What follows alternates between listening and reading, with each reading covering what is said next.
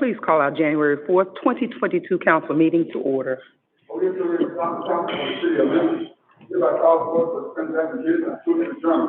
right.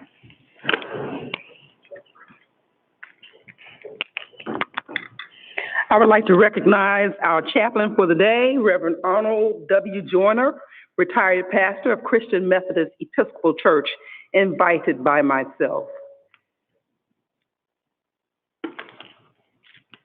Let us pray. Gracious God, our Father, we thank you now for another day, another opportunity to do what is right. We pray, O Lord, your blessings upon this city council of Memphis, Tennessee, and this city. We need you, O Lord, to lead us, guide us, direct us. We pray, O Lord, for the council, that you would give them the strength to stand tall for what is right.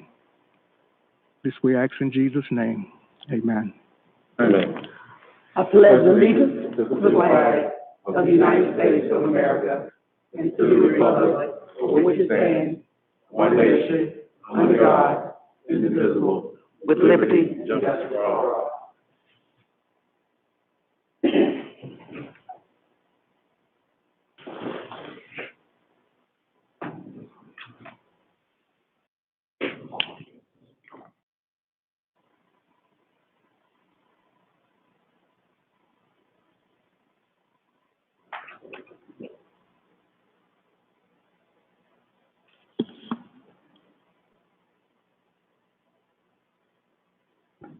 Greetings. Be it hereby known that Reverend Arnold W. Joyner, in recognition of a life of exemplary qualities, outstanding service to the city, meritorious involvement in humanitarian affairs, and demonstrated concern for governmental processes, has been appointed Chaplain of the Day of the Memphis City Council, and is hereby entitled to all of the honors, rights, privileges, and prerogatives appertaining to the office and to the display of this certificate.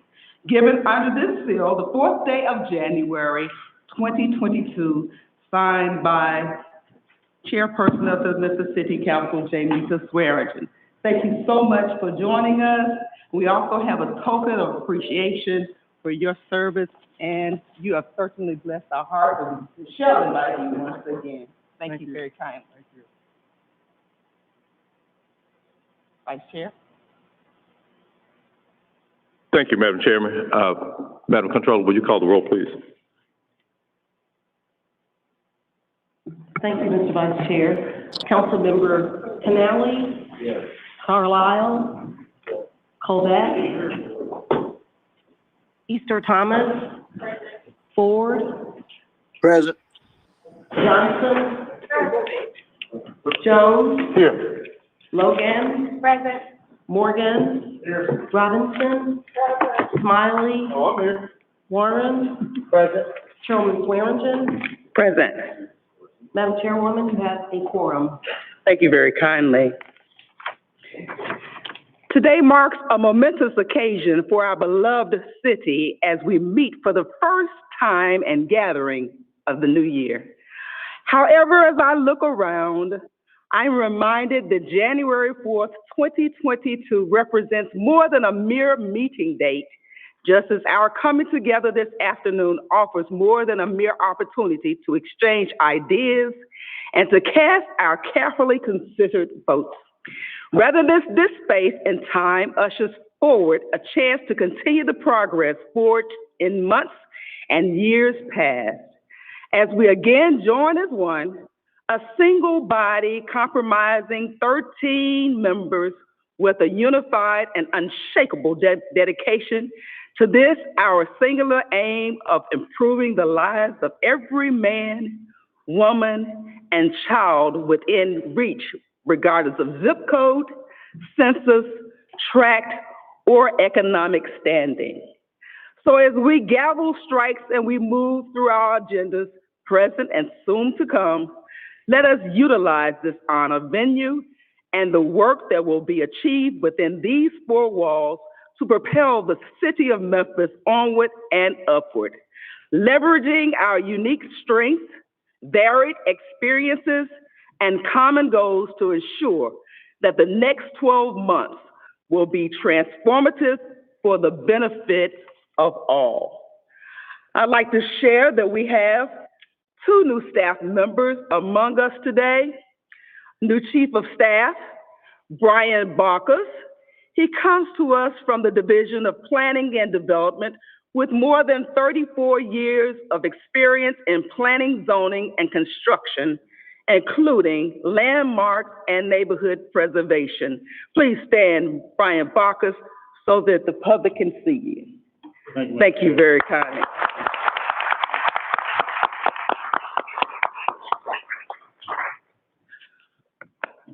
Nicholas Thomas. He's a research analyst now for the Memphis City Council.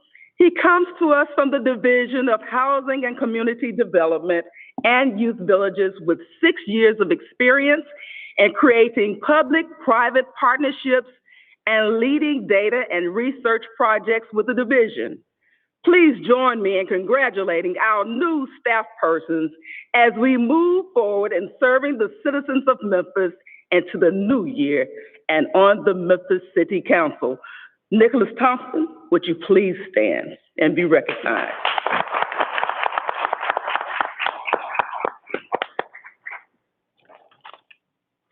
Thank you very kindly.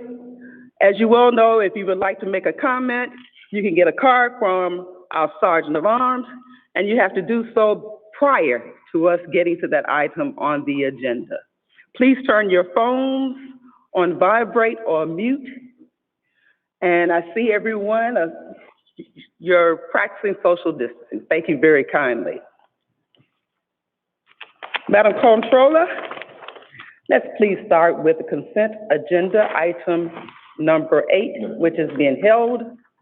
So on with that. Yes, sir. Vice Chair. You can give us the approval of the minutes. Thank you, Madam Chair. I've reviewed the minutes and found them.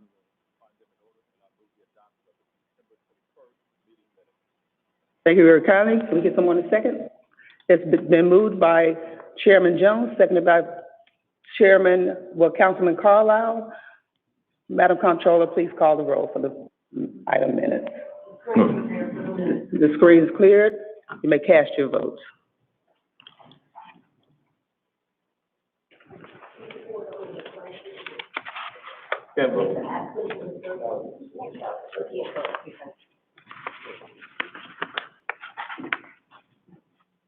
Canale, yes. Carlisle, yes. Colette, yes. Easter Thomas, yes. Johnson, yes. Jones, yes. Logan, yes. Morgan, yes. Robinson, yes. Smiley, yes. I don't see it. Chairwoman Swearingen, yes. Thank you very kindly. Now, that item is approved. Now on to the consent agenda items. Are there any holds for today? Yes, ma'am. There are some holds for the day. Items 1, 2, and 3 will be held until February 1st, 2022. Item 8 will be held until April 5th, 2022. Our same night minutes items, add-ons will be 5, 12, 13, 14, and 24. And item 10. Thank you very much. I'll proceed with the consent agenda now. Thank you very kindly, Madam That will Comptroller. take us to item number 8, which is the held item. So we'll start with 9. Ordinance to amend Chapter 9-12, Air Pollution Control of the City of Memphis Code of Ordinances to add the Shelby County Air Code up for first reading. Ordinance number 5817 is sponsored by the Division of Public Works. Item number 10 is up for second reading. The ordinance number is 5815. Item number 11, pardon me? Item 10 is held? Okay, very well. Please note that item number 10 is held. Item number 11 is up for second reading. The ordinance number is 5816. Item number 12, under engineering, there's a request for same night minutes. The resolution approving the engineering plan entitled Sanitary Sewer Extension That's at Elvis Presley Boulevard and East Shelby Drive. The contract number is CR 5392. Madam Chairwoman, that concludes our consent agenda items. Thank you very kindly, Madam Comptroller. This item has been moved by Councilman Smiley, seconded by Councilman Carlisle. Please clear the screens so we may cast our votes. We may cast our votes.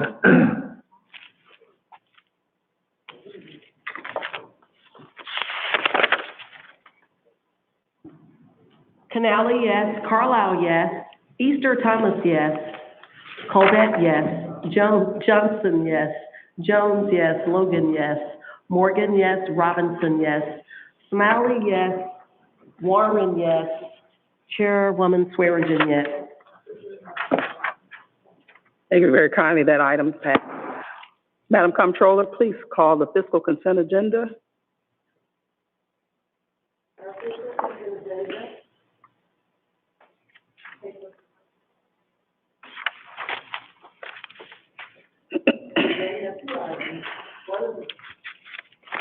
Well, we have two items.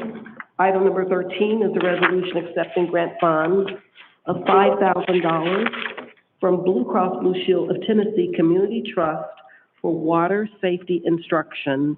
All council districts. This resolution is sponsored by Memphis Parks. There is a request for same-night minutes.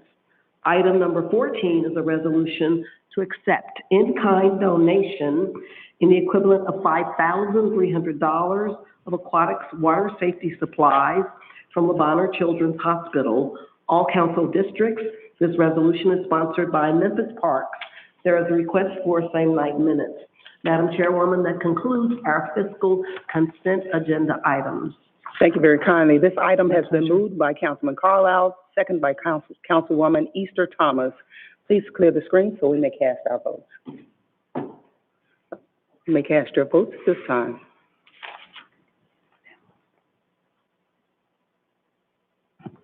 Canali, yes. Carlisle, yes. Easter Thomas, yes.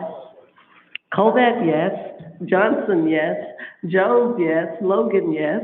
Morgan, yes. Robinson, yes. Smiley, yes. Warren, yes. Chairwoman Swearingen, yes. Thank you very kindly. This item passed.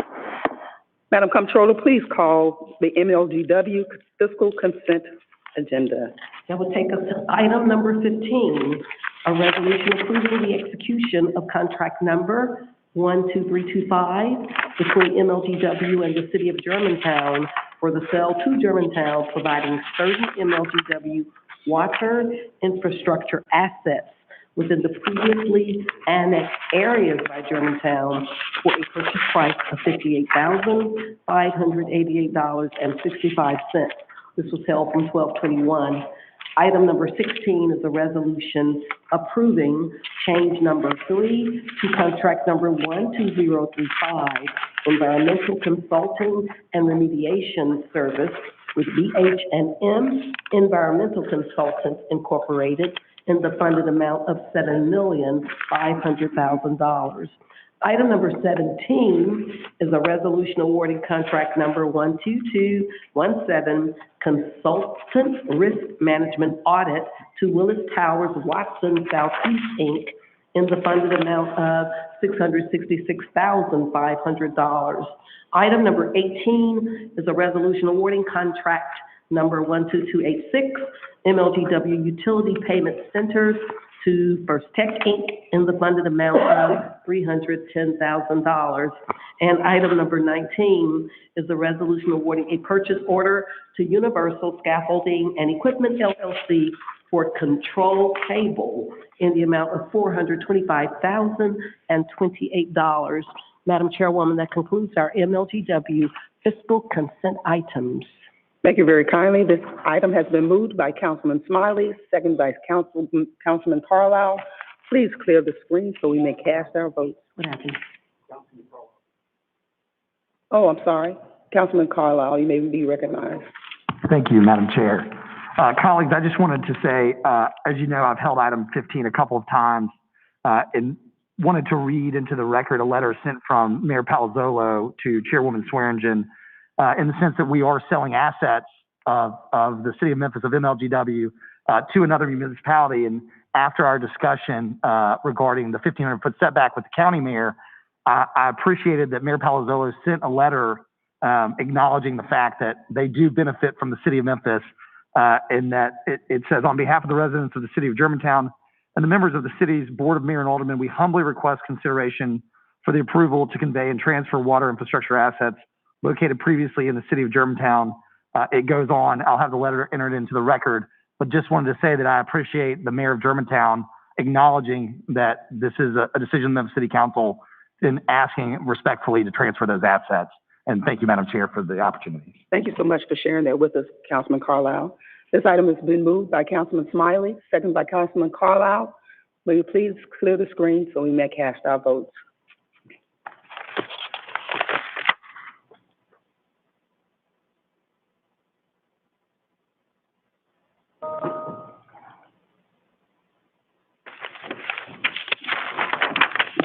Canali, yes. Carlisle, yes. Hovett, yes. Easter Thomas, yes. Johnson, yes. Jones, yes. Logan, yes. Morgan, yes. Robinson, yes. Smiley, yes. Warren, yes. Chairwoman Swearingen, yes. Thank you very kindly. This item passed. Madam Comptroller, item number 4, and prior to that, Sergeant at Arms, did we receive any cards for any of these items?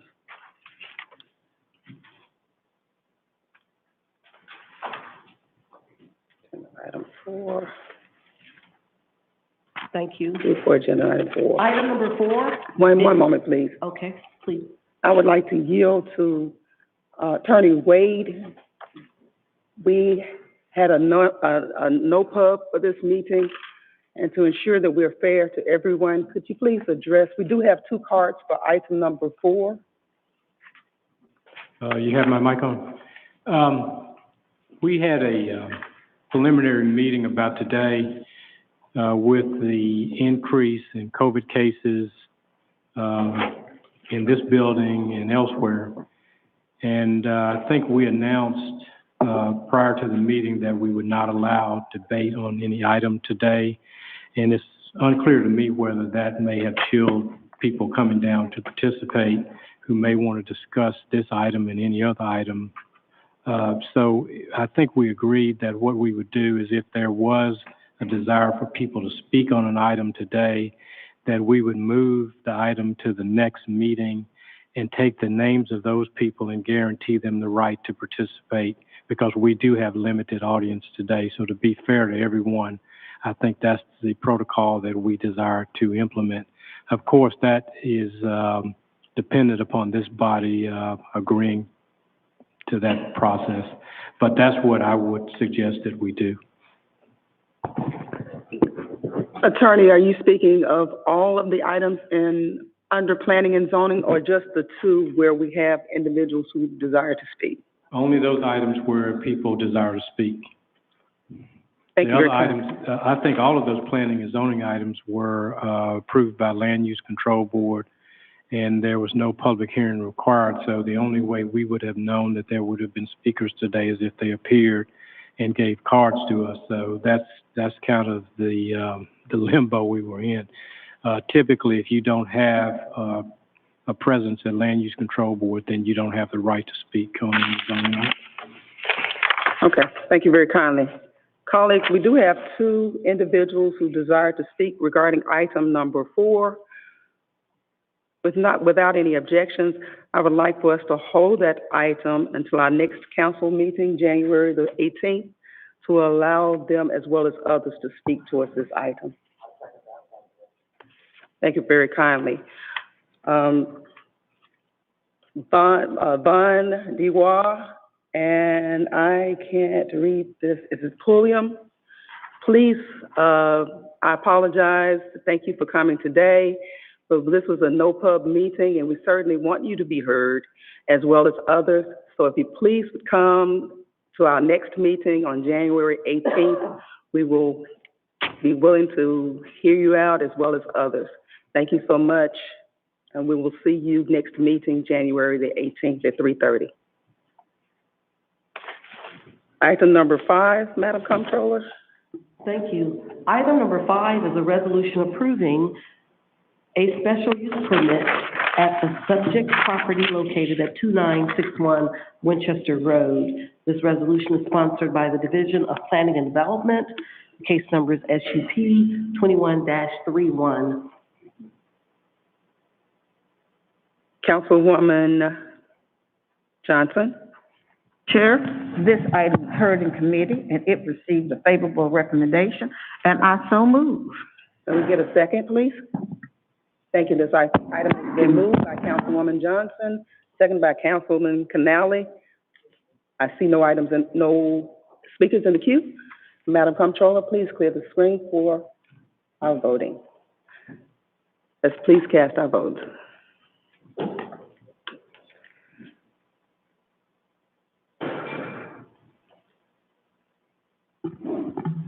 Canale, yes. Carlisle, yes. Hobart, yes. Easter Thomas, yes. Johnson, yes. Jones, yes. Logan, yes. Morgan, yes. Robinson, yes. Warren, yes. Chairwoman Swearingen, yes. This item passed. Madam Comptroller, item number 6. Item number 6 is a resolution approving the Los Medicos Plan Development located at the east side of Covington Pike, approximately 621.31 feet north of Stage Road. This resolution is sponsored by the Division of Planning and Development. The case number is PD 21-40. Councilwoman Johnson? Yes, Chair, this item was heard in committee and it did receive a favorable recommendation, but there were some additional questions that they need to address at this time. So we send it down, assuming that those questions will be addressed. Yeah, we're talking about the drive-through. Okay, thank you. Do we have someone here to address that? And I so move it, okay. Thank you very kindly. Moved by Councilwoman Johnson, second by Councilman Carlisle. This item is for discussion. Would you like to address? I'm Chairman, I'm with the Division of Planning and Development. At committee, there was a question by Councilman Carlisle regarding the facility that is currently allowed as a bank facility with a drive-through.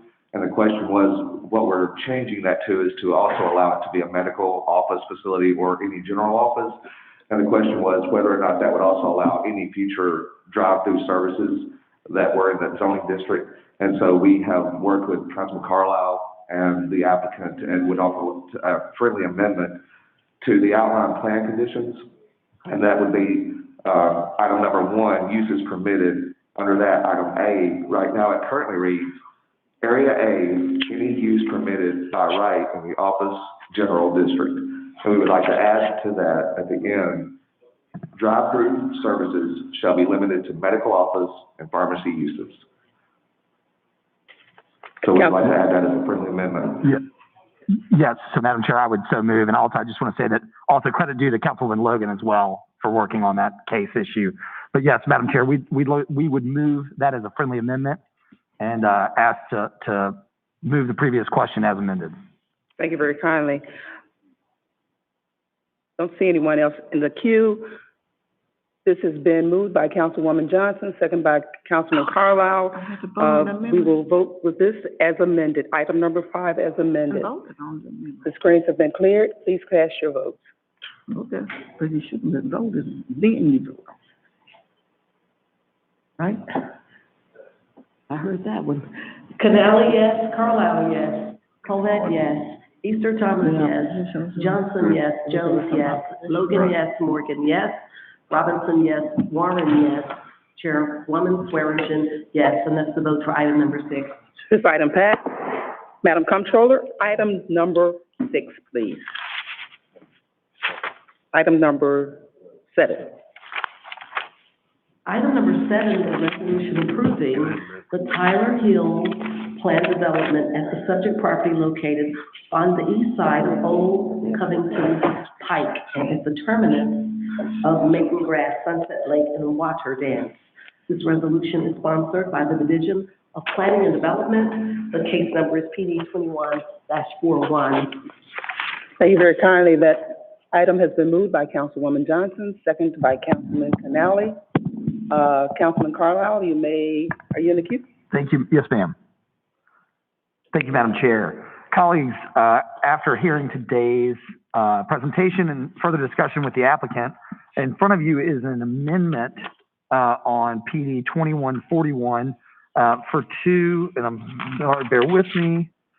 If you will go to Section 6, Design, we are asking, and has been accepted as a friendly amendment, that Section 6A, all principal dwelling units exterior finishes shall be minimum of 25% brick or stone. And Section 6B, all lots shall have a minimum 2-car garage. And Madam Chair, I so move as amended. Are there any objections to this amendment? Well, yeah, I have an objection. Well, just a question, not an objection. Yes. Ms. Carlisle, you know, my tendency is always more so in favor of brick. Just curious why 25 was arrived at versus, say, 15?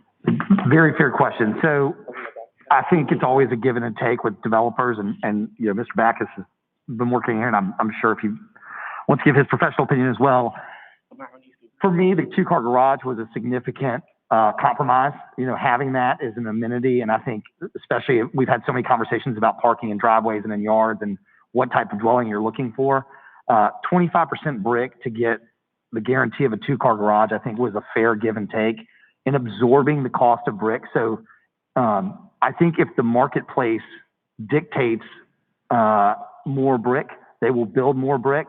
But if we put 50% on them and the cost of brick continues to rise like it is, we could have the law of unintended consequence where they can't build or they've got to come back before this body, which could just as well kill the project. So it seemed like a fair compromise at 25% brick and getting a 2-car garage will build a project worthy of the neighborhood that will be, and or stone, but that will be beneficial and they'll be able to actually execute on. So it gives the developer some sort of ability to absorb cost increases as they're going through this. You know, we've all seen raw materials are skyrocketing. So we want a good product, but we also don't want to hamstring them to where they're not able to build because the cost of 50% brick may be too much at some point. That was the thought process. Thank you. Any other questions or discussions? I see Councilwoman Johnson in the queue. You may be recognized. Thank you, Chair. Is the applicant here to give us a description of the type of siding that they're intending to use in this setting? Because I think that would reassure people because the siding has truly changed over the years. And what's the life expectancy of the siding that you intend to use?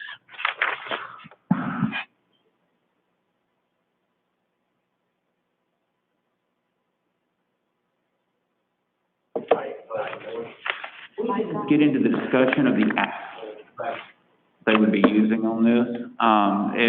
But yes, there's a variety of different products out there from Hardy Plank to Clapboard. I don't know specifically which sidings they would be using.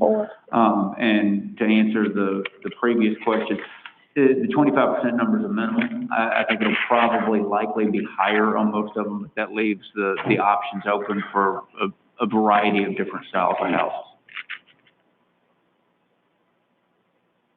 Excuse me, you said 25% is the minimum use of siding per house?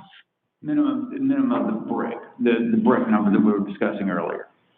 Sorry, So 25% brick minimum.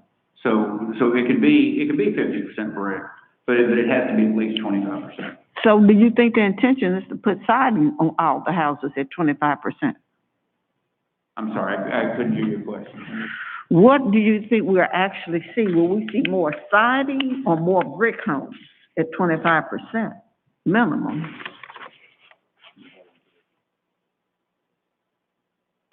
I think that each house will probably end up with more than 25% brick. And I think they'll probably be closer to 33 or 40% brick or stone component within a mixture of siding and the rest of the building material. I think the intent of what I heard earlier were they wanted brick houses. And with this even incorporating a 2-car garage / carport, we're missing that brick concept of the neighborhood. So it would seem to me, did you ever find out what the, value which y'all intend to sell the homes for? Because I asked that question earlier too. Again, the 20 to 25% higher than what's in Sunset. I can't recall what Sunset sold for. Most of those sold 2 decades ago, so, but I think the current appraisal form is around, 180 to 220 is probably the majority of the houses in there. So we're probably looking at the 220 to 260 range on the new houses.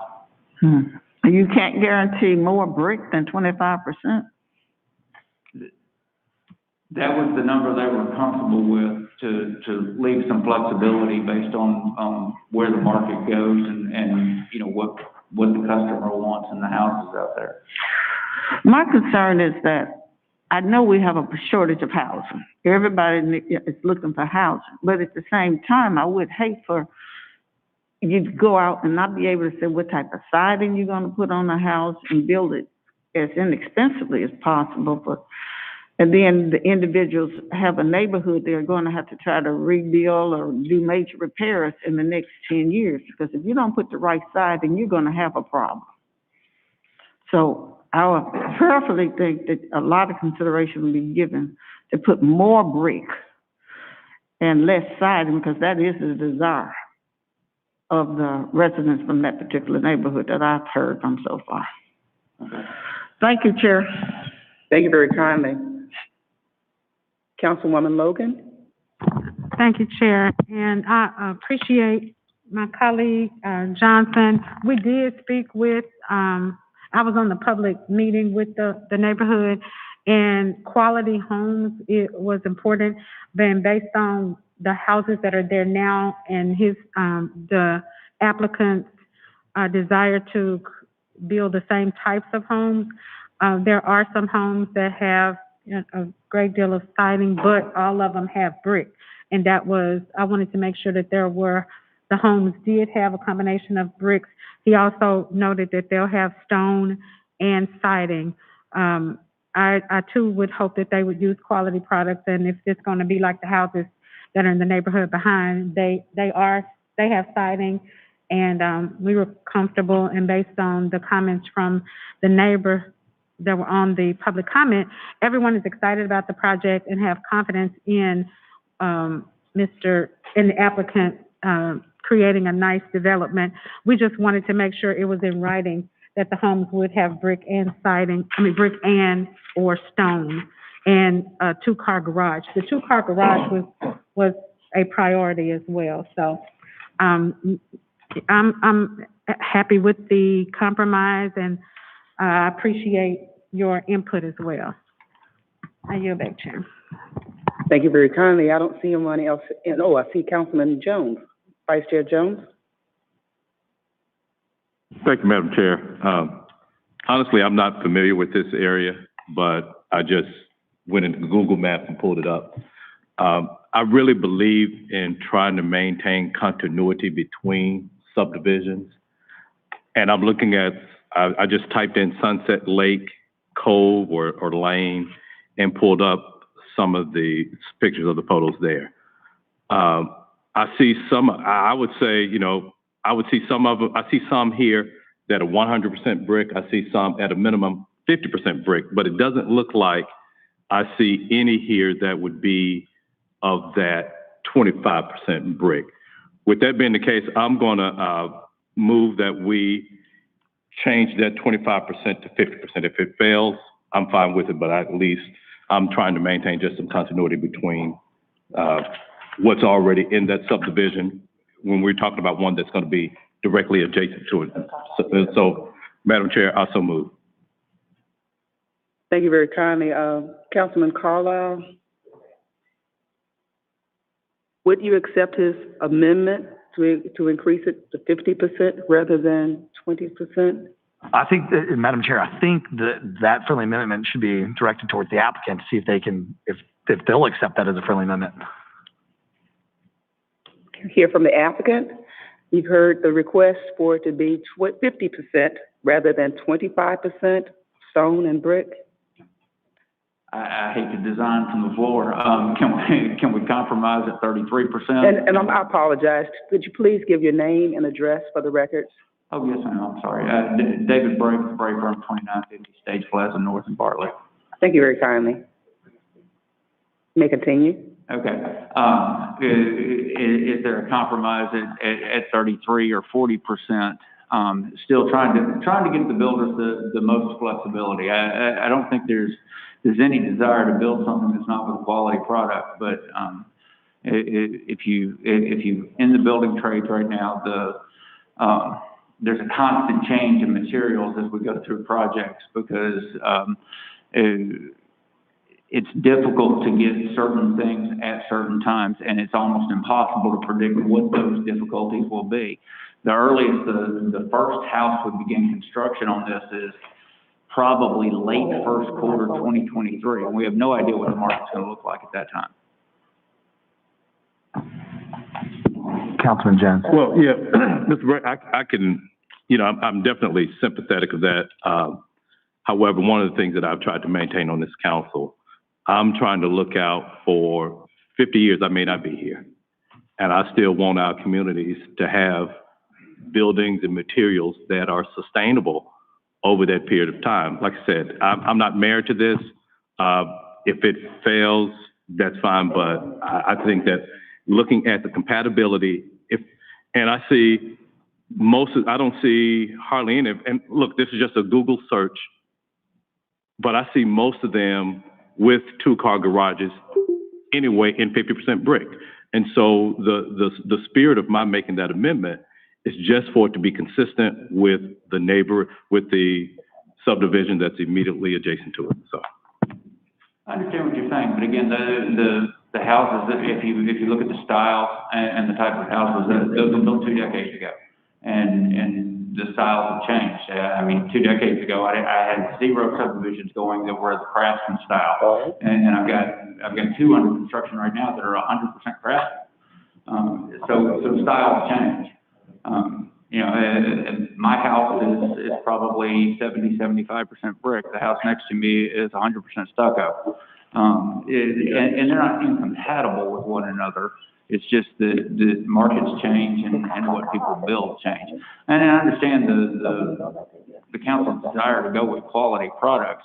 I just like to have the flexibility so that the builders can build whatever the current market is driving. yeah, thank you. I appreciate it. Are you still asking for the No. amendment? Well, yes, I am. You're asking for the amendment? Yes. Do you have a second? Okay. We have oh, I'm sorry. Councilwoman Logan, you're in the queue. Thank you.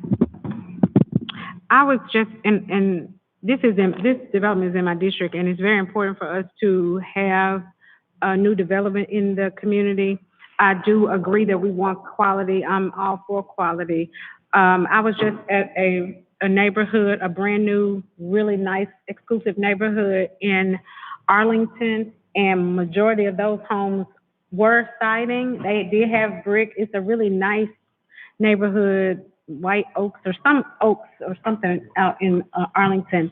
But that entire development was a large portion of the homes were siding, and they had stone. And I noticed that they're going to put stone here. If they are amenable to the 40% or, the compromise, I would hope that we would do what's needed to ensure that we do have the development.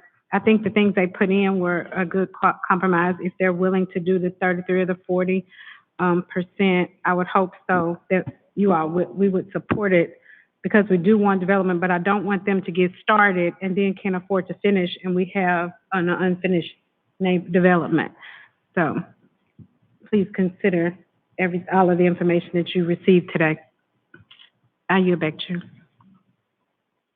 Thank you very kindly. I don't see anyone else in the queue. Back in the queue? Yes, ma'am. Just to the motion. Okay. So, just, Madam Chair, clear me wrong. There's a motion and a second on the floor to amend this to 50% minimum brick, and so I'm speaking to that motion. I will offer an amendment to the motion, hopefully friendly, to try and get everybody to what Councilwoman Logan wants for the area, what Councilman Jones wants, and I think giving the developer flexibility. So I would move to amend the amendment from 50% to 35% brick and ban, 40% and no hardy board on the exterior. So, Repeat that. 40%, I didn't hear all of it. 40% brick and no hardy board. I didn't hear the last. It's a type of I building didn't hear what material you that said. you really wouldn't want on that kind of Okay. hardy plank, hardy board. 40% brick. No hardy board. Is that something we can agree to? Yeah, we can. All right. so, So without objection, just so we're getting this on the record, we're gonna go, where's my team at DPD? You guys are gonna have to write this down.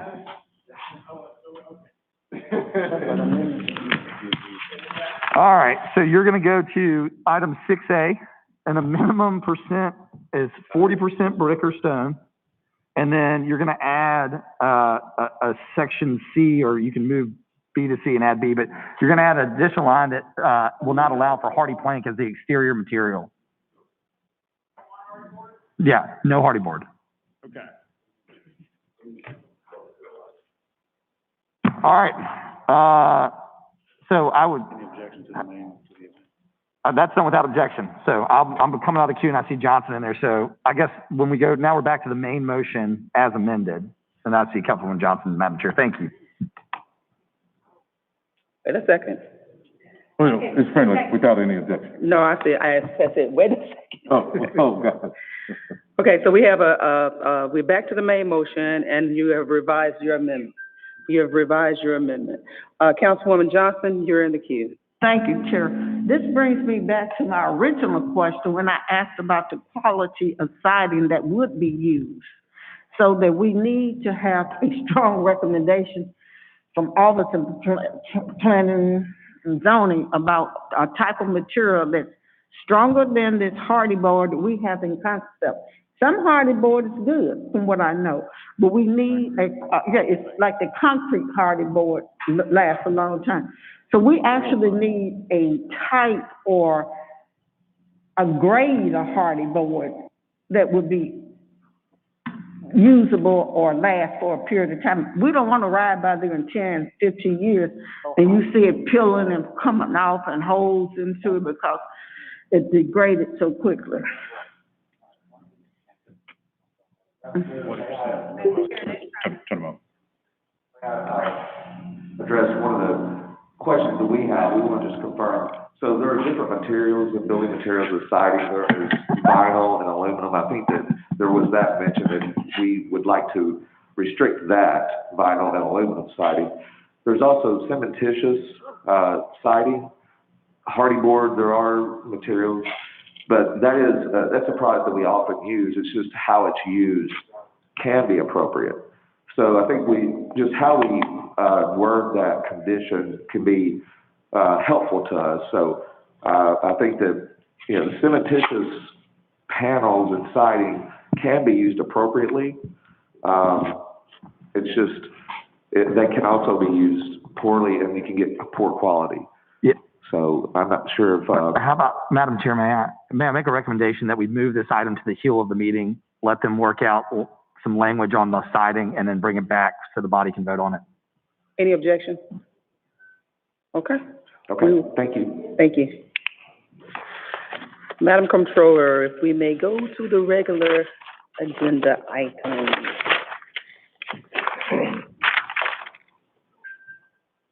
Item number 4 has been held.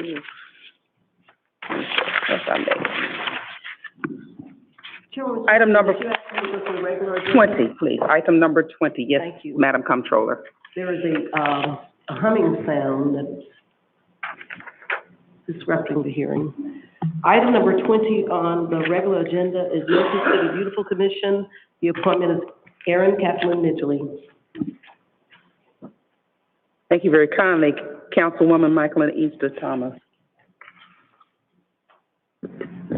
Chair, the committee recommends approval. I so move.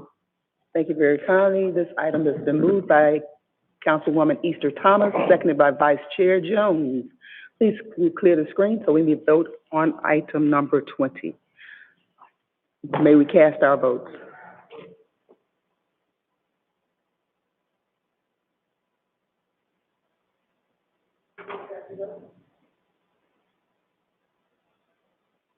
Canali, yes. Colette, yes.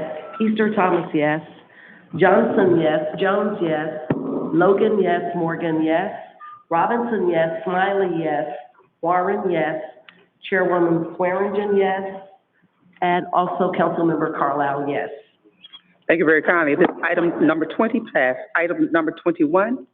Item number 21 is an appointment for the Deputy City Court Clerk, Calvin Williams. This was held from December 21st.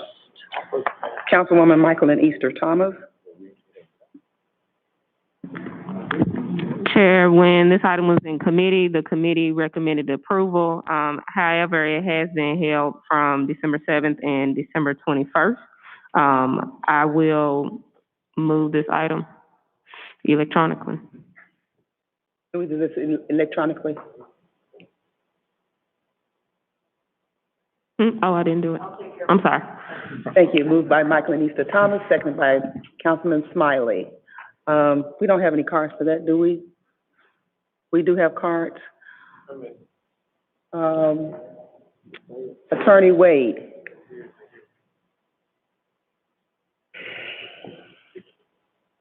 How many do we have? One card. Attorney Wade, we have one card for this item.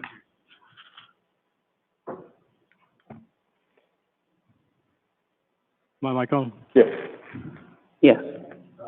Applying the rule equally, I think we would move it unless the body prefers to go forward. I think Councilman Smiley wants to be ready. And just for the record, the card, we have one speaker, Judge K. Robilio. Yes, Councilman Smiley? I think if the folks are here, I know with the planning and development cases related to Broad Avenue, everyone didn't have an opportunity to present or have an opportunity to be heard. And I told Councilman Carlisle I wouldn't talk too long, so I'll be quiet. But, you know, if the folks are here, give them opportunity to go forward. I mean, we've been holding this item for a long time. I would hope we can just have resolution today. I hope this body will be inclined to hearing this since folks are here. Okay. It's up to the body. I don't have a problem with that. Without objection, if you don't mind, colleagues, we can hear from Judge K. Robilio and proceed with the voting. And there's some, okay. Cedric, yeah. Excuse me. I see you standing, but we only have one card. And in order to speak, you have to fill out a card prior to the item being called. So we'll only hear from Judge Robilio.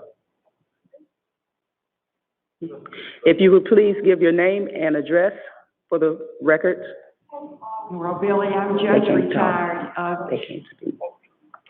State Court Division I Circuit here in Memphis, and also former City Court Clerk preceding Mr. Myron Lowry, who's now the current City Court Clerk. It was my pleasure. Doctor, what am I supposed to be doing? Wait one second. Wait for it.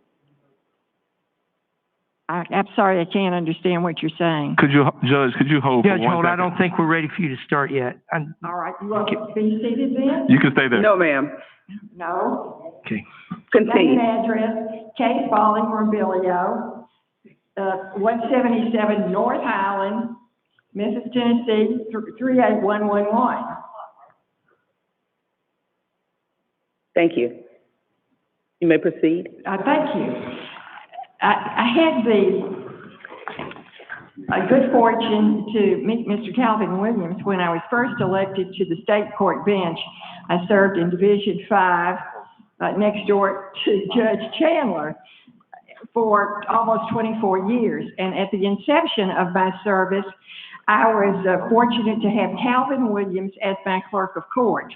That was in 1990. And I came over as from a city court judge position of 7 years from 83 to 90. So circuit court was not, I had been in circuit court for quite a while. And I was fortunate because Mr. Williams was extremely professional. He was there for our court at a time when I was, had not been a trial lawyer in the courtroom, but had previous judicial experience. And he saw that our dockets were well prepared, that we went from the bottom of the barrel as far as cases that had not been decided and rose to the very top where we had more decisions that had been rendered than any other division of the 9 that represent circuit court then and now. He was a man who was known by all the attorneys. They respected him. He was in a position to let me know at critical times sensitive things about courtroom procedure. And I also, when I had the opportunity to be elected city court clerk after I retired from the judiciary, was available for employment because his former employer his business has gone away. I don't know exactly what happened to the company, but at any rate, he served as one of our clerks during my service, which was from 2016 forward. I'm sorry, Judge, your time is... Am I too late, long? I'm sorry. All I want to say is Calvin Williams is a fine man. I'm proud to have known him for 30 years, and I know that he will serve all the members, all the Memphians that...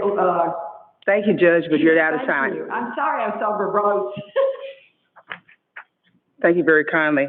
There was a mix-up. Ms. Wooten, you have filled out a card. You may come forward, please.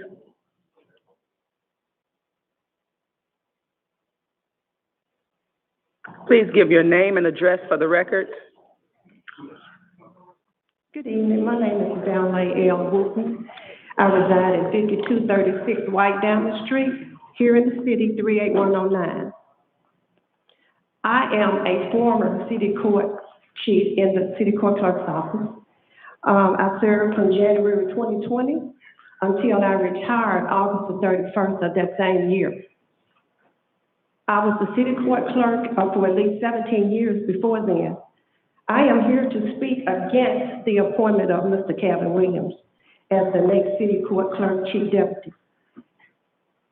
As I retired as a retired city of Memphis employee, Mr. Williams has been completely dishonest, and Mr. Lowry, about Mr. Williams' work ethic.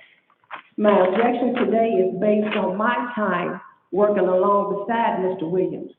He is combative, insubordinate, threatening, and a bully, which has no place in the city government or let alone in a leadership role. Clerk Lowry never mentioned that he had to file a police report against Mr. Williams for misuse of city property, which resulted in damage to city property and Shelby County property. It would be in the best interest of the city of Memphis, the citizens of this city, the city court clerk's office, to not appoint Mr. Williams as chief deputy. Please do not be fooled by Mr. Williams' humble persona. That's fake. Vote no and maintain the public trust in this body and the process. Please adhere to the facts of this appointment. Thank you. Thank you very kindly, Ms. Wooten. I have no other cards before me.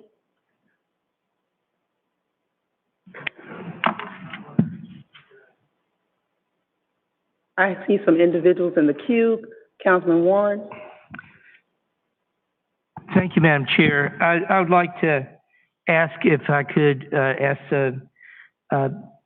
Mr. Lowry if he could comment on a police report that was just mentioned by Ms. Wooten. That is not true. Not true. False. Excuse me, if you please give your name and address. City Court Clerk, 128 Harbor Out Circle South, Memphis 3103. Thank you very kindly. Mr. Lowry, I'm just wondering, we received an email from Ms. Wooten that commented on somehow Mr. Williams, I guess, records somehow vanishing from your department. Is that true? No. His employment record vanished? Oh, some employee records were taken. I don't know if his was one of them. When I went back after the last meeting to see this insubordination letter that Ms. Johnson referred to, it was not there. I don't know if Mr. Calvin's file was taken or not. All I know is he's been an exemplary employee and deserving of this promotion. Thank you, Mr. Lowry. Judge Rebelio, could I ask you, do you remember anything about him being censured during the time he was working with you, or did you have any issues along that line? Could you comment on that? I have absolutely no recollection of Mr. Williams ever being censured when I was city court clerk, which was, as I told you earlier, I preceded Mr. Lowry. I employed him as soon as I was elected and had knowledge that he was seeking employment, not because he had not served his former employee very well and had always been spoken of very highly, so far as I know, by his former employee, but because I had personal knowledge of him over a long period of time. And absolutely, I have absolutely no reservation whatsoever about Mr. Williams' opportunity to receive this appointment. Any other questions? Yes, ma'am. As far as his serving his time for being convicted for the bribery allegation, you were aware of that? Absolutely aware, and had an opportunity to communicate intermittently during that period. And what was your thinking on that? That was an example, like so many of us who made a disastrous decision and to suffer the consequences of it.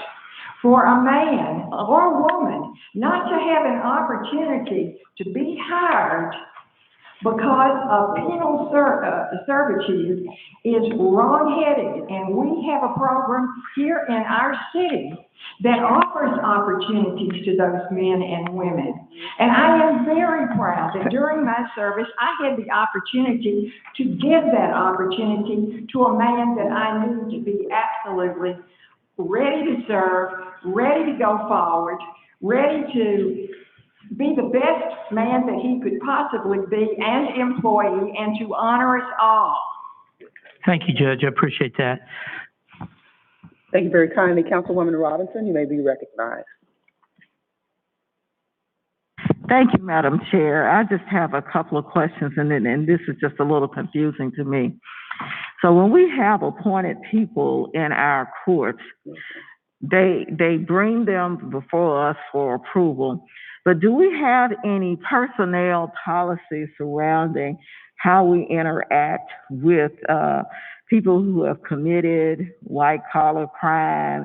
And can they actually work in positions that were actually tied to, or like the, what did you call it? Fiduciary. Yeah, that have responsibilities as it relates to money.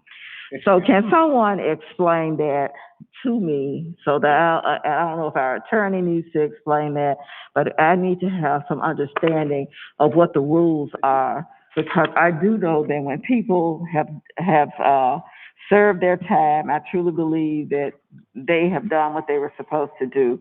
But I know in some cases of law that you can go to work, but there are certain areas you cannot work in. Okay, can our attorney please address that? The issue you raised is an important one, and it depends on what fiscal controls are in place as far as the financial aspects of the city court. I do know they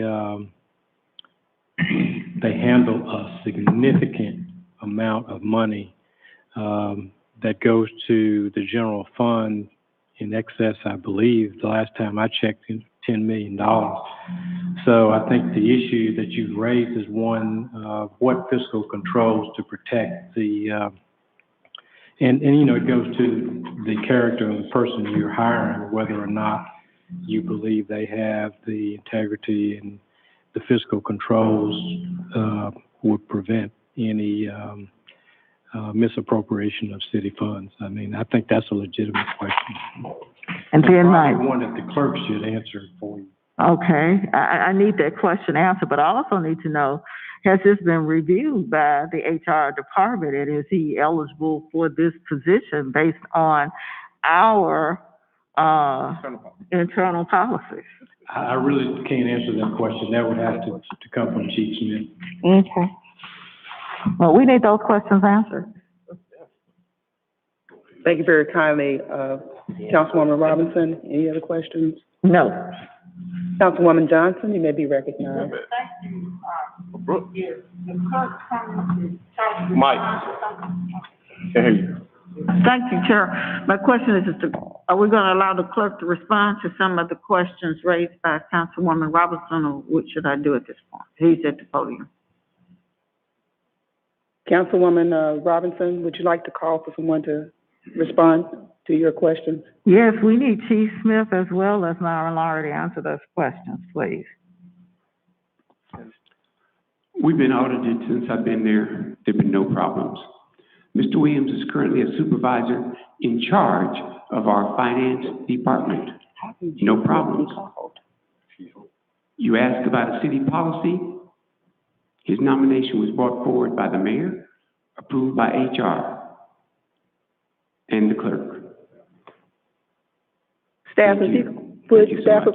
I'm sorry, staff, Brianna, some of you, could you please see if we can contact Chief Smith? Come to the chamber. Thank you, Councilwoman Johnson. My question goes back, Clerk Laurie, back to that police report. You said no, but I'm not sure what no meant. Did it not occur, or it wasn't found to have any validity to it? I'm not understanding what no meant. What Ms. Valerie Wooten said a moment ago was a lie. No means it didn't happen, it was a lie. She has a vendetta against Mr. Williams. She's made several complaints while she was employed with me. I investigated all of them. None proved to be true. Okay. I would like Ms.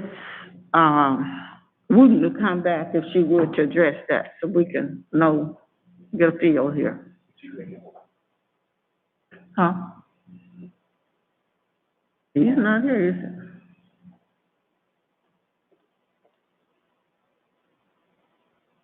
Yes. Let's get to the facts. Okay. There was a police report, made. As a matter of fact, Mr. Lowry appointed me. He gave me a directive to go to the Tillman station and ask for the, officer there in charge to, look at the cameras in the, parking garage. And he is certainly incorrect. I have never found anything against Mr. Williams. It was always against me. He resented the fact that I received the position that he thought he deserved. Okay, let me Mr. ask the question Lowry again. had a very, very unhealthy relationship with Mr. Williams. Okay. You said a report was filed. Yes, ma'am. The officer came to the office. Was it a written report? Was it actually a written report? Yes, ma'am. It should be in the police records.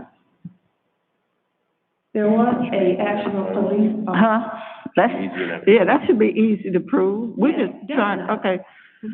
Okay, well, you have a date and time or anything to help us out? It was maybe a few months after Mr. Lowry took office, it was discovered that the employee of the clerk's office who drove the van to Mr. Williams' home to move his personal furniture to the 201 office building had an accident on the dock of the building.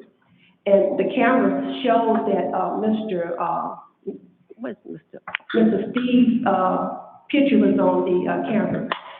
Mr. Williams hid the fact that there was an accident in the van. In the meantime, it was reported to Mr. Lowry about the accident in the van. The van became missing from the parking garage. It wasn't there anymore, so Mr. Lowry reported to the police department that the van had been stolen. It disappeared. The van came back. The damages that was made to the van was suddenly fixed. It reappeared in the parking garage. It was determined that Mr. Williams was the only one who had keys to that van. If you subpoena Mr. Steve Mitchell from the office, he would tell you that he drove that city van and he had a wreck in it. It damaged the dock of the county building, and all that is true fact. Police report would show. I don't know why Mr. Lowry is telling that figure today. He knows he is wrong because he had me to follow up on it. As a matter of fact, Mr. Lowry had me to make a spreadsheet on Mr. Williams for a possible court case that Mr. Williams constantly said that he was going to sue Mr. Lowry and the total administration because he said he was being harassed. He wanted the position. He resented me. I had no problems with Mr. Williams. If you fact check what I'm saying, HR would have all those emails that Mr. Williams sent against me. Nothing that I reported against him. Okay. I was constantly proving that he was wrong, and nothing was corroborated that he was, any of the allegations were true. Okay, thank you for that detailed information. But at the same time, we go back to Kirk. Laurie, are you saying that did not occur? He's going to do it for. Thank you. Are you saying, Clerk Laurie, none of that happened? It is. Right.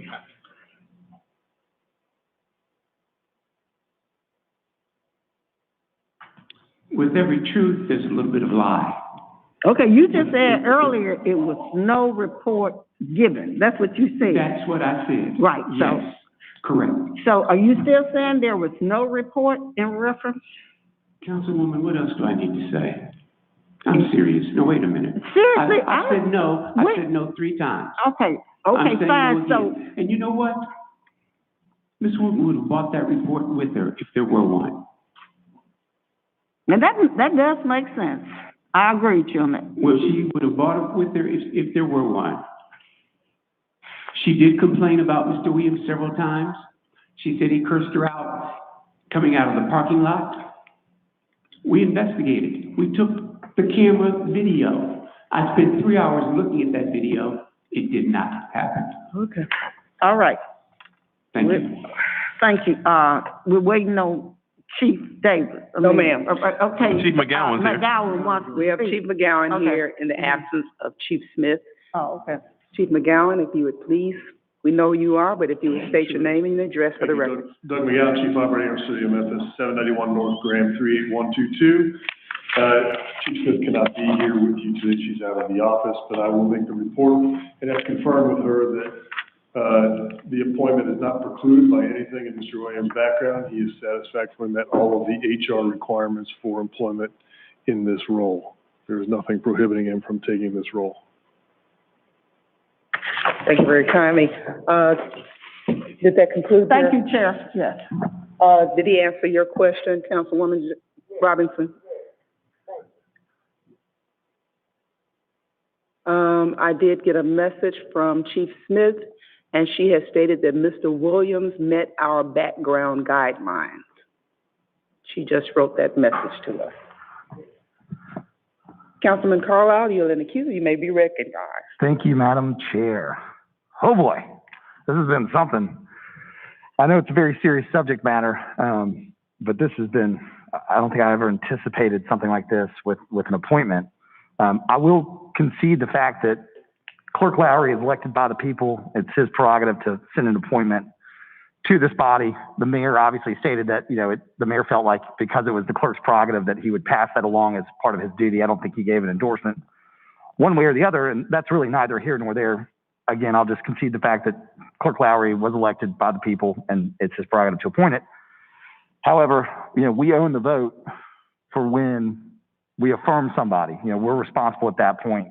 And for me, I've gone back and forth and wrestled with it because we're having some philosophical conversations and we're having some technical conversations. So philosophically, people should be afforded the opportunity for a second chance at life and to make right certain wrongs. And I've heard that loud and clear from several members, if not everybody. And the question is, what is that? And that's clearly somewhat subjective for everybody.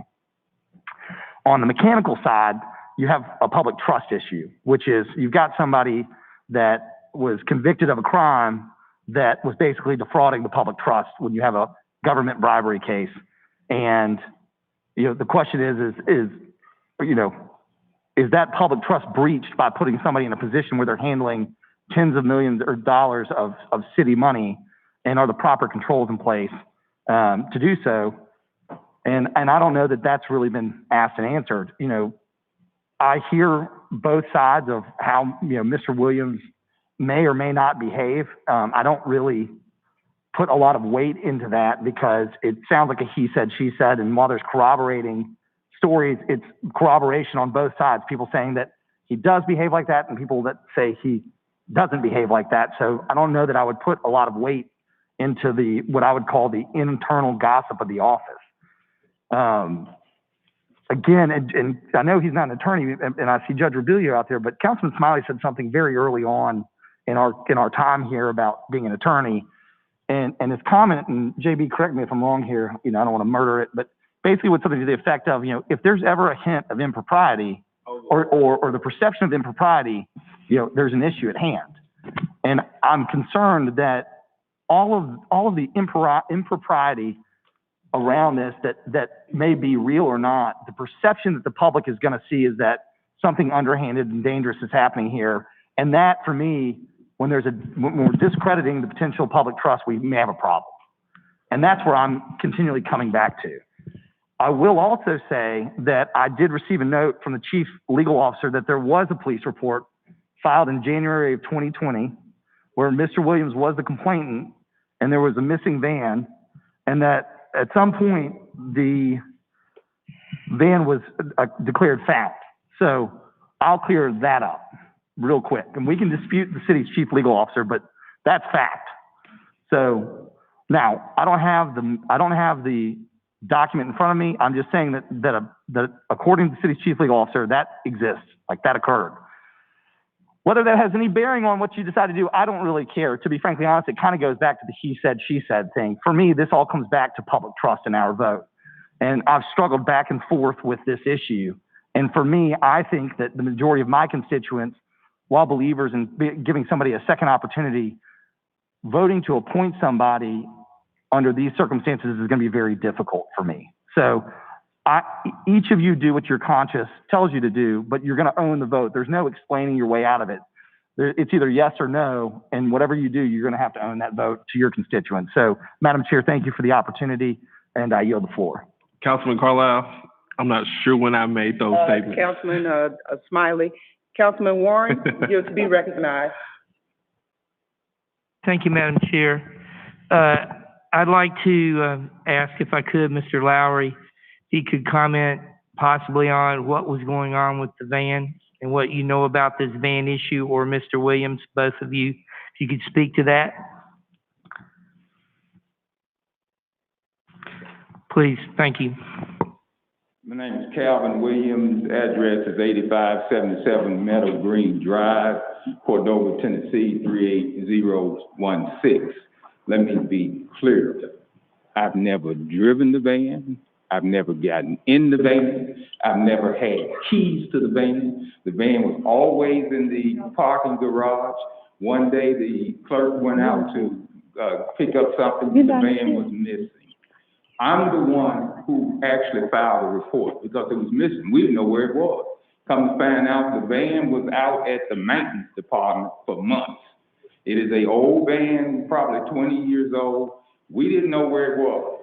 So we thought somebody had stolen the van because it wasn't where it was last parked. I made the report. Come to find out, several weeks later, they found the van at the maintenance department. That's where it was. I've never been in the van, never set it, never touched the van, never touched the key. Did you have any of your furniture moved from one place into? Absolutely not. Okay. I got a letter that she wrote. The only thing that's correct in that letter is that she spelled her name correctly. That's the only thing in that letter that's correct. I've got the same people, 2 or 3 employees, that we don't get an hour worth of work out of them in an entire work week. And if you say anything in a corrective manner to them, you're threatening them, you're harassing them, you're intimidating them. The same 3 employees do that. Nobody knows me for mistreating and disrespecting women in the workplace. Nobody knows me for degrading men and robbing them of their manhood. Is my leadership firm? Yes. Does it have compassion? 10 times more than firms. I started in government when an African American man made $12,000 a year. I worked my way where I'm at now. Mr. Williams, thank you. I just wanted to comment to my colleagues. I've been friends with Clerk Lowry and Judge Rebelio, who are Republican and Democrat inversely. And I've known them to be honorable people, and they're both sitting here telling me that they think, Mr. Williams, you deserve a second chance and you should have this job. And in a situation like this, you sort of have to trust your friends, and I'm going to trust my friends on this vote. Thank you very much. Thank you, Councilman Warren. Councilman Morgan, you may be recognized. Thank you, Madam Chair. The follow-up on Councilman Warren's of trusting your friends. There was something that Councilman Smiley said last month. You're just going to get quoted a lot this evening. And it was, as I was struggling with and the issues of the 2000s and the legal charges and subsequent convictions, that Councilman Smiley said, I hear about that, but he was concerned in looking into the behavior since then. And I've taken the time in our most recent delay to do that. And I've spoken, I would include Ms. Wooten in the letter that we received. I've now heard from 4 people. And I would say, I'm not going to speak to their identities. Many were afraid of retribution or retaliation. But I would say they were credible. I know them to be workers. And the 4 accounts matched up with very similar to what Ms. Wooten has said. Same tone, but different stories over and over again. And if I'm going to go off of Councilman Warren's, logic or precedence that he says, I have to trust my friends as well. And this is not a court of law where we have to have beyond reasonable doubt, but I do think there is a preponderance of the evidence that there is enough doubt for me to this appointment where I could not vote in the affirmative.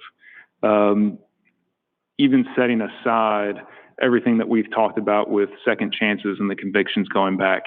And if it's all about vendettas or bitterness and inter-office rivalries, that would be another question I have of why is there so much turmoil in the office?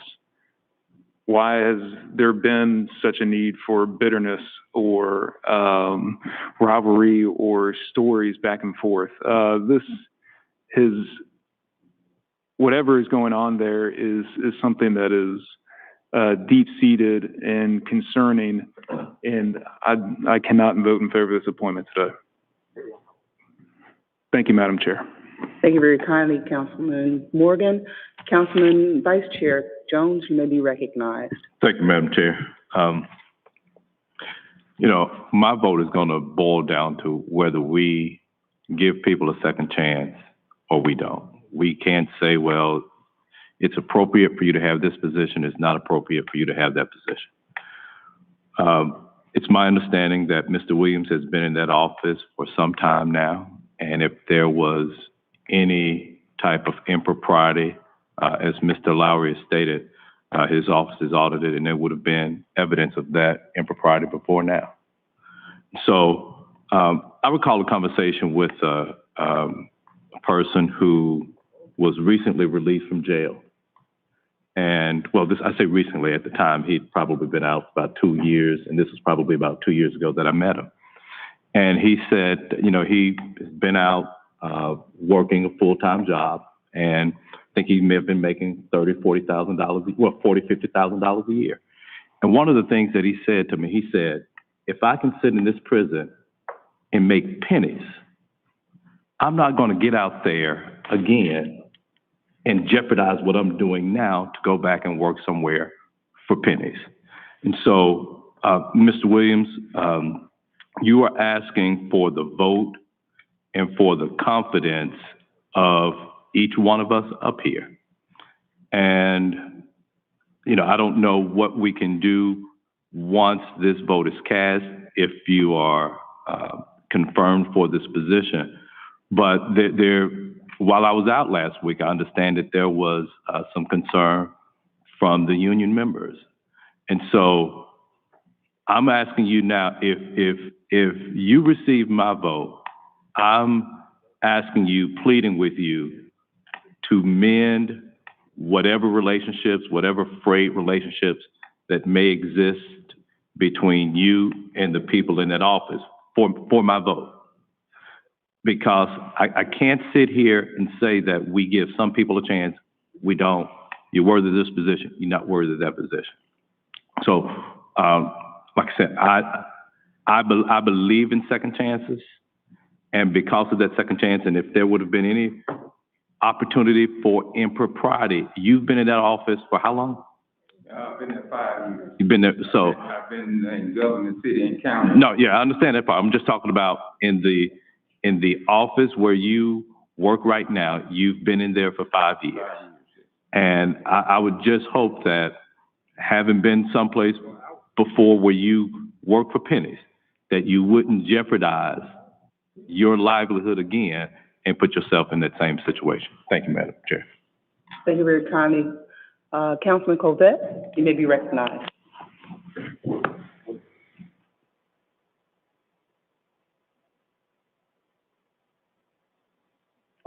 Thank you. Thank you, Madam Chairman. Colleagues, I wrestle with this because in my former career in landscaping, which I know is not, you know, a super sexy occupation, I agree to that. A lot of second chances, okay? And we had a lot of controls in place. But if there is one thing I've learned, it is if you put the temptation in front of someone, eventually you're going to have a problem. And the concern I have, colleagues, is that at the end of the day, we have a man whom I know who was convicted and served his time. Okay, you did your time. I get it. But we are now, with our votes, potentially putting him back into a position. It's the same garden, it's just a different type of apple, guys. I am concerned that a yes vote in this case is putting you in a bad spot, Calvin. I really am. But I'm really worrying on this one, man, because I've known you for a long time and I really want you to have a second chance. And if it had anything to do with it, if it had nothing to do with you overseeing any kind of funds, public funds, I wouldn't hesitate. But I can't get there. I'm sorry. Can I respond? If anybody wants to hear me respond? You may. Recognize it. Would you like to recognize him, Councilman? No, ma'am, I think I've heard enough. Let's just, anybody else wants to speak? We're going to yield 1 second, Councilwoman Johnson. Councilwoman Logan? Thank you, Chair. For me, it's not about second chances because it seems as though you've been given a second chance. If you think that we just established that you worked 5 years in this position, and everything that I heard was about character and was about how you treat people, how you talk to people, how you interact in the office setting with your subordinates. And sometimes it may be that a person is redeemed or have gone through rehabilitation or whatever is needed to be done. You've done your time. But if you don't also tool a person for a position, give them the tools they need for leadership, for conflict resolution, for anger management. I'm not saying you didn't get those, but those are important as well as just serving time. Everything that I heard spoke to, was there enough training? Was there enough tooling done before that position? And based on the things that we've read today and this information we received, as well as the lady that came from the union, they're almost identical. And so not only respecting you and wanting you to have a second chance and wanting you to thrive in your position, whatever position that is, we also want to be considerate of those that are employees of the city as well, employees that you will be over. We have to consider the employees as well as you. And so it's not just about second chances, because I do believe everybody should have a second chance, but I also believe we should put people in the right positions that are going to give them the opportunity to excel with the training that they need to excel. So it's about, have we done our part? Have you done your part? Has the system done its part? It's a lot of variables, and too many questions are there to show that there's been strong leadership or compassionate leadership, and that's what's influencing my vote. So I wish you the best. Whichever way this goes, I pray that you land on your feet and in a position that is best suited for you, and that you have the tools that you need to do the job that is going to cause you to succeed. So that's what's influencing my vote. Thank you, Councilwoman Logan. Councilwoman Johnson. Thank you, Chair. I'm requesting that you allow Mr. Williams to speak, but I want to caution you, Mr. Williams, be very selective with what you say. This may make it or break it. So may he have 2 minutes to speak? Certainly. Madam Comptroller, can we set the clock for 2 minutes, please?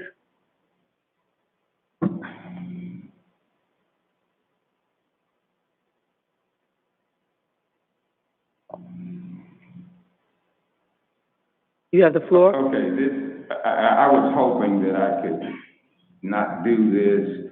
I haven't done what I'm getting ready to do in over 20 years in public. Okay. I was not a person, Mr. Kovac and Mr. Morgan, that was walking around living a life of crime. I would go to my grave knowing that the real reason I was targeted was because I was, for 2 years, was forced to try to testify before a grand jury to sabotage, like Tim Willis did, several black elected officials and some few white, and I chose not to do it. And when I was told that if you don't, we're going to drown you, I would swim as long as I could, and I propped myself up against the tree and died like the man I was. I'm not a criminal.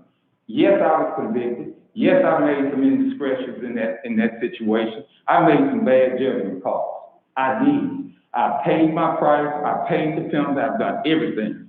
But if faced with it all over again, Mr. Kovac, if I had to do that again, I would gladly go back where I would lay my head nights where other inmates were urinating, defecating, and throwing up everywhere around me. And every time I questioned the decision I made, my conviction got strong. I would do it again because I was not going to be the second Tim Willis to sabotage other black elected officials and some white. I didn't do it. I didn't do it then. I wouldn't do it now. haven't said that in 20 years. And if that makes me or break me, I understand, but that is the truth. Thank you. Thank you very kindly. Did that? Yes, that did, but unfortunately, I don't know if it necessarily helped you. I didn't hear you. I said, unfortunately, I don't think it necessarily helped you. It may not. Because I think what I was hoping to hear was what you're going to do going forward, a more positive attitude in reference to your life. And if you were given an opportunity to speak, to encourage or motivate someone to go along with you, that you would have had nothing but positive concepts and comments, and not trying to reflect on the past as much as I am the man best qualified for the job. I am the person that you can depend on. I will be a credible individual. I have no intentions of doing anything that would be a disrespect to this city. We didn't hear that. What we heard was, is back. Now, you had your 2 minutes. They're not going to let me give you another 2 unless someone else asks for it. Yeah, some other individuals in the queue. But thank you, okay. Thanks. Thank you, Chair. Thank you. Councilman Warren, you may be recognized. Are you out of the queue? Thank you, Madam Chair. After hearing what Councilwoman Johnson said, you have any comments to that? Because I think what we're hearing and what we're trying to decide is we've seen what's come from the union, and at least 4 people that one of our councilmen have talked to that feel that perhaps your leadership skills and your management skills are poor. So how do you address that? I don't know if you all noticed 2 weeks ago when Ms. Tyree stood up here and she made some statements that were not true. Exactly, right after the meeting, I went straight to Ms. Tyree and her top assistant and shook their hands. I would work with the union, I would work with any employee, but I have the same 4 employees that have been after me from day one. And that's okay. No, everybody's not gonna like you. Trust me, this is a seasoned public servant. Councilman Lowry has not made a knee-jerk decision by putting me in this position. I know the risk here. So I'm willing to work with any employees. And I assure you, if you line the employees up, I'm gonna have far more support than those same 4 employees. I will work with them. I have to work with them. I try to be compassionate with the employees, but I can't make those employees who just got it in for me, and I can't make them like me. But I can treat them fair, but, that's it. But again, Ms. Tyree, if you saw that, I went straight to her and shook her hand. I have no ill feelings toward them. Thank you, Mr. Williams. Thank you, Madam Chair. Thank you very kindly. Councilman Carlisle? Madam Chair, I move the previous question. Thank you very kindly. Prior to, I see you taking yourself out of the queue. I'll withdraw from the queue.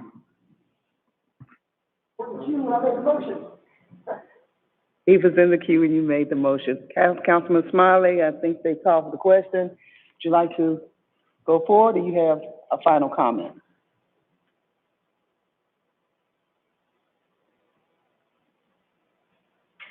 My colleague suggested that I get out of the queue. Thank you very kindly, Councilman Smiley. Madam Comptroller, if you don't mind, please clear the screen so we may cast.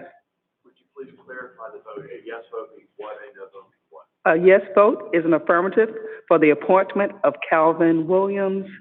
A no declines him of receiving that position. We may cast our votes at this time.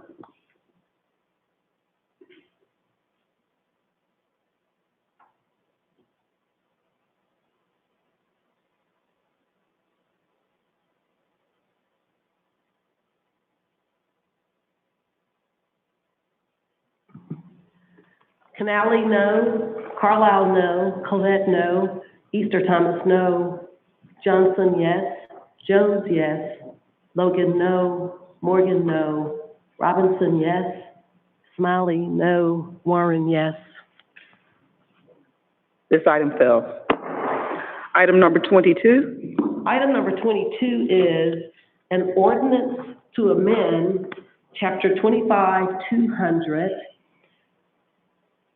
Section 1 of the City of Memphis Code of Ordinances governing the city's pension system to allow certain individuals to extend participation in the Deferred Retirement Option Plan.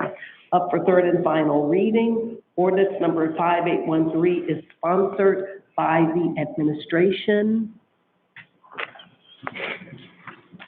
Councilwoman Michael Easter Thomas. Chair, the committee recommends approval, and I so move. Thank you. This item has been moved by Councilwoman Easter Thomas, seconded by Councilman Canale. I see no one in the queue. Please clear the screen so we may cast our vote.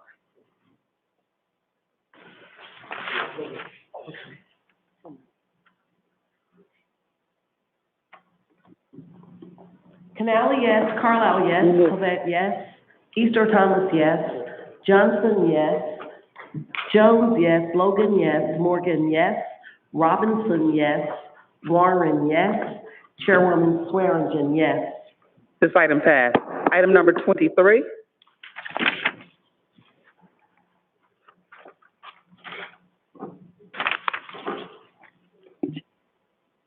Yes, please.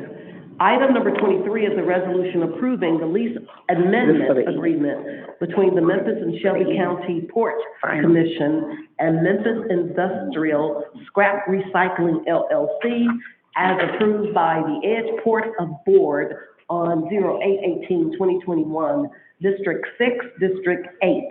This resolution is sponsored by the Memphis and Shelby County Port Commission. Thank you very kindly. Councilman Smiley. Madam Chair, the committee may recommend approval, and I so move. Thank you very kindly. This item has been moved by Councilman Smiley, seconded by Councilwoman Easter Thomas. We've received one card for this item. Brandy Price, you may come to the podium, please. Share your name and address for the record.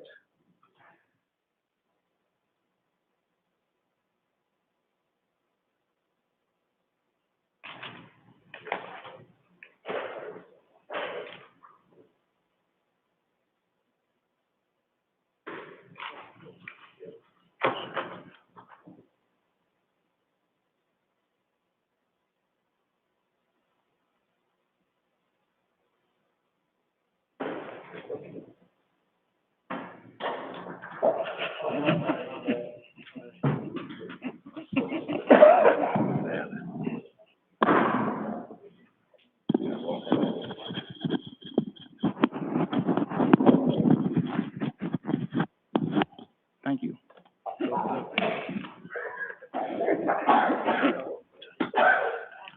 Hello, everybody. Hey, hi, how you doing? My name is Brandy Price at the 6571 Stockport Cove. Did you let me hold on?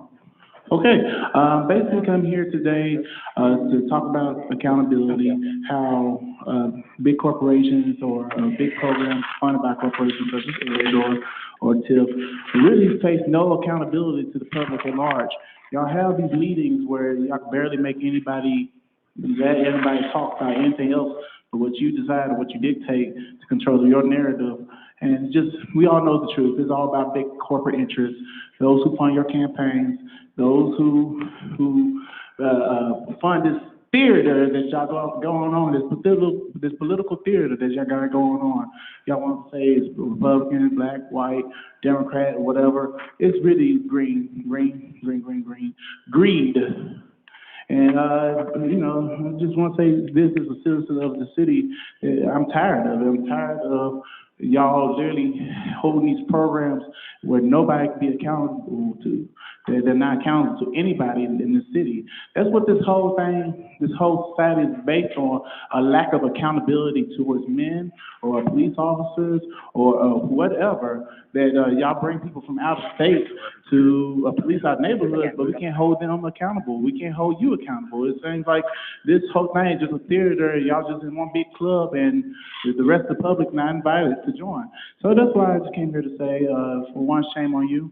There are people literally freezing to death or starving to death, and y'all could literally help solve it, but y'all choose to, worry about your image and campaign so you can run again and run for another position where you can just sit on your high ivory towers while everybody else starve and burn and it's hell on earth. You call Memphis.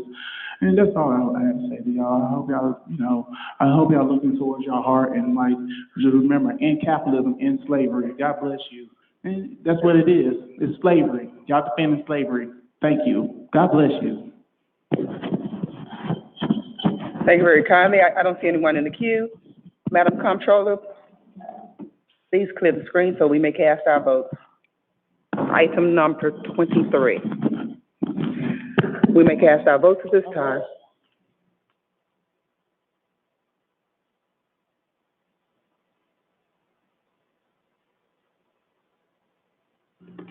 Canali, yes. Carlisle, yes.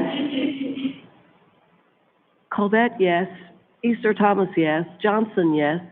Jones, yes. Logan, yes. Morgan, yes. Robinson, yes. Smiley, yes. Warren, yes. Chairwoman Swearingen, yes. This item passed. Madam Comptroller, item number 24, and add-on. Thank you. It's a request to amend the council FY 22 grant allocation that affects all council districts, and the resolution is sponsored by Councilman Ford, and there is a request for same-night minutes issued. Vice Chair Jones. Thank you, Madam Chair. The Budget Committee met, approved this item, and I so moved. This item has been moved by Councilman Smiley, beat you to it. Seconded by Councilwoman Easter Thomas. I see no one in the queue. Please clear the screen so we may cast our votes. You may cast your votes at this time.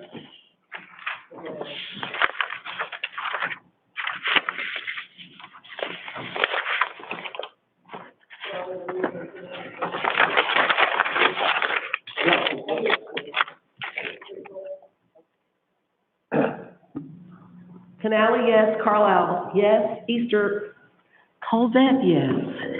Easter Thomas, yes. Johnson, yes. Jones, yes. Logan, yes. Morgan, yes. Robinson, yes. Smiley, yes. Warren, yes. Chairwoman Swearingen, yes. This item passed. Madam Comptroller, may we please return to item number 7.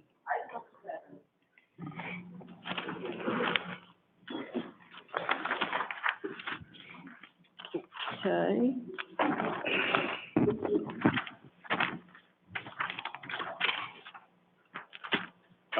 May I see, thank you. Item number 7 is a resolution approving the Tyler Hills Plan Development at the subject property located on the east side of Old Covington Pike and at the terminus of Maiden Grass, Sunset Lake, and Water Dance. This resolution is sponsored by the Division of Planning and Development.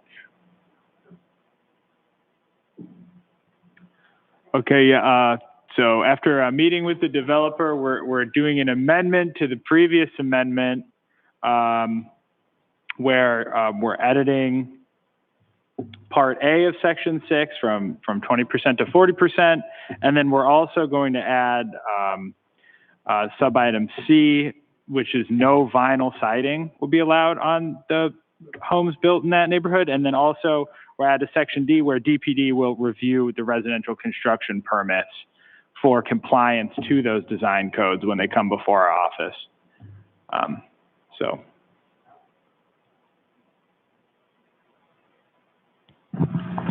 Yeah, thank you, Madam Chair. I'm satisfied with that. Councilman Jones, Councilwoman Logan, and I think Councilwoman Johnson as well all weighed in, but I'm satisfied as a friendly amendment. I would move, so we had an amendment, so what I'll do is, I think the motion was from Councilman Jones was, we are amending the friendly amendment that was 40% no hardy board to say 40% no vinyl siding, and that DPD will review the residential construction permits. And so I so move.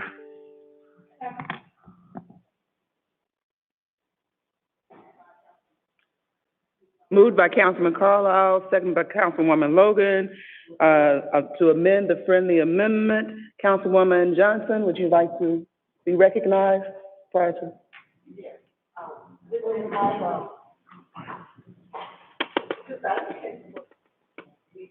I can't hear you, Councilwoman.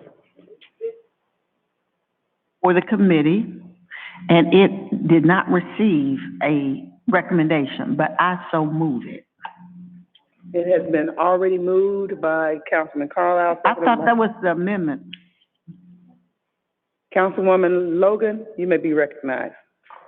I was in the queue prior to the Okay, thank you very kindly. So we have amended the friendly amendment, and restated 40% brick, whatever the recommendation that has been Yes, given ma'am, by the. as recommended by DPD. And Okay, thank you very kindly. I see no one else in the queue.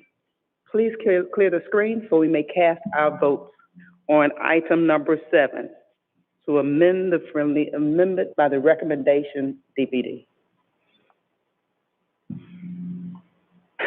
You may cast your votes at this time. Canali, yes. Carlisle, yes. Colbert, yes. Easter Thomas, yes. Johnson, yes. Jones, yes. Logan, yes. Morgan, yes. Robinson, yes. Smiley, yes. Warren, yes. Chairwoman Swearingen, yes. This item passed. Vice Chair, would you please read the same night minutes into the record?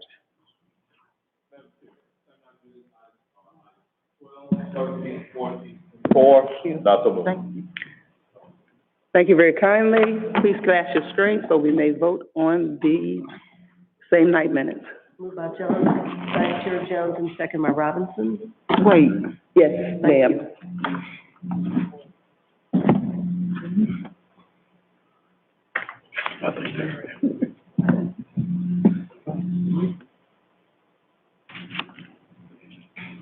Canali, yes. Easter Thomas, yes. Johnson, yes. Logan, yes. Morgan, yes. Robinson, yes. Smiley, yes. Warren, yes. Chairwoman Swearingen, yes. This item passed.